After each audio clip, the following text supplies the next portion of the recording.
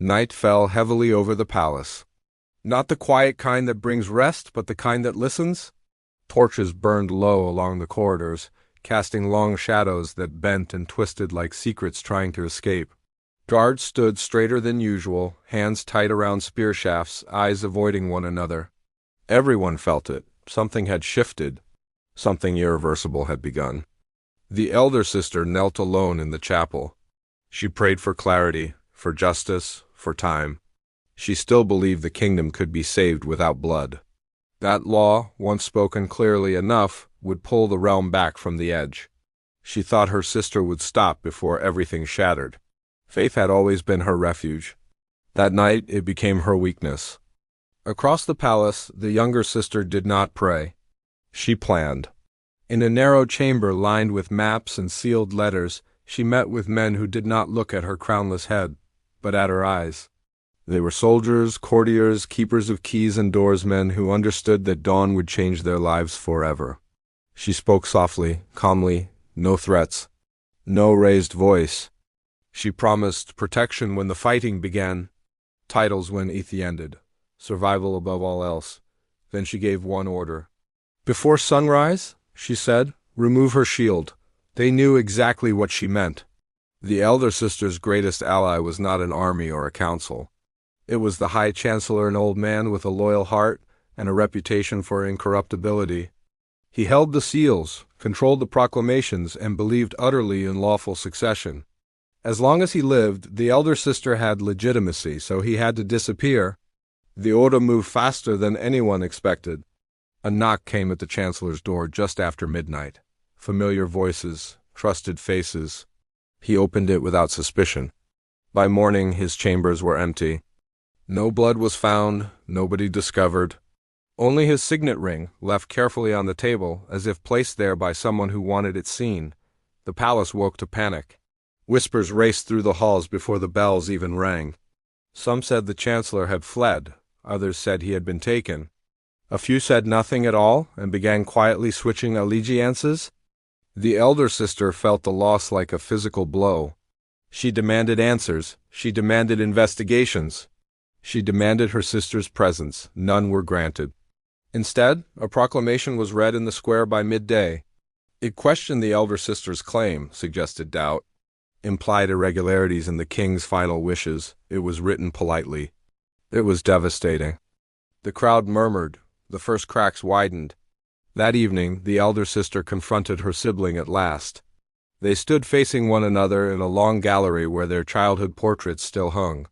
Two girls frozen in paint, innocent, unaware. "Where is he?" the elder sister asked. The younger did not pretend confusion. She did not smile. "Gone," she said. "As men go when they choose the wrong side of history." "This is treason," the elder whispered. "No," the younger replied. "This is survival." For a moment, just one, their eyes met, and something old flickered between them.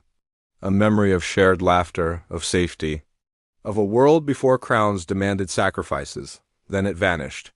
"You've crossed a line," the elder said. "There was never a line," the younger answered. "Only winners and ghosts." That night, the elder sister made her first mistake. She ordered arrests. Men loyal to the younger sister were seized in their homes, dragged into cells, and questioned harshly. The elder believed decisive action would restore order, that strength now would prevent war later. Instead, it lit the fuse. By dawn, 3 gates of the city were closed not by royal decree, but by soldiers loyal to the younger sister. Supply wagons were turned away. Messengers were stopped. The capital began to choke. The people felt fear tighten around them like a fist. The younger sister moved openly now. She held councils, issued commands, promised stability. She spoke of unity while tightening her grip. The elder sister found herself isolated inside her own palace. Servants avoided her gaze. Guards hesitated before obeying. Even prayers felt hollow. She had waited too long. The first blood inside the palace walls was spilled before noon. A young officer loyal to the elder sister tried to force his way through a secured corridor. Words were exchanged, a blade flashed. He fell, bleeding onto the marble floor beneath the painted eyes of dead kings. The stain would not come out. News spread instantly. By sunset, both sisters knew the truth they had been avoiding. There would be no reconciliation, no shared rule, no mercy, only victory or erasure. That night, the elder sister removed her mourning black and dressed in armor beneath her robes. She sent letters to distant lords, offering legitimacy in exchange for loyalty. She burned old rules she once believed unbreakable. Across the palace, the younger sister stood at a window overlooking the city, listening to the distant noise of unrest. She did not look away. She had taken the first life in a war that would demand many more, and she did not flinch. The kingdom had crossed the point of no return. Sister stood against sister. Blood answered blood. And the crown silent, waiting, did not care who paid the price, only that someone would. In Part 3, the war leaves the palace and consumes the kingdom, and one sister makes a choice that seals the other's fate forever. Subscribe to continue.